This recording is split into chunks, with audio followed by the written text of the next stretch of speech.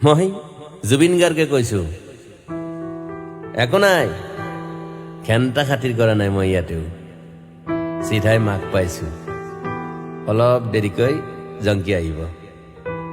ভূপেন দাই গম পাইছে বাৰু কথাটো, সাগৰত যোৱাটো বেয়া পাইছে তেওঁ।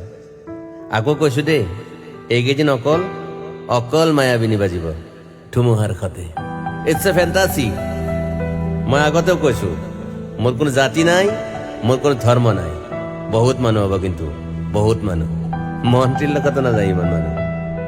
ৰিক্সাৱালা, ঠেলাৱালা, ভিখাৰী, হিলছমেন, সকলোকে চাব দিবি মোক। পুলিচ কেইটাক কৈছো, পাৰিলে ইউনিভাৰ্চিটিৰ ফালে মোক সমাধিস্থ কৰিবি। গুৱাহাটীত হ'লে সুবিধা হয়, হাতাইখিনি মানুহ পাই থাকিম। মাতটোহে দিব নোৱাৰো, বাকী ৰাতিপুৱা হ'লে গান বাজিবই দেখোন। ৩৫,০০০ গান ক'ত পাহৰিব পাৰিবি মোক। আৰু এটা কথা, এই নৰ্থ ইষ্ট ফেষ্টিভেল নাই, মইহে নাই, কোনে গান গাব তাত? গৰিমাক ক'লে হ'ল, তাই সাহসী ছোৱালী, বুজি পাব। মই মাক পাই যাওঁ বুলি ক'লে হ'ল। এতিয়া আৰু চিজাৰৰ দৰৱটো মনত ৰাখিব নালাগে, তাই সকাহ পাব অকণমান। তাইক হাবি লৈ যাই নোহোৱা হৈ যাম বুলি কৈছিলো সাগৰতে।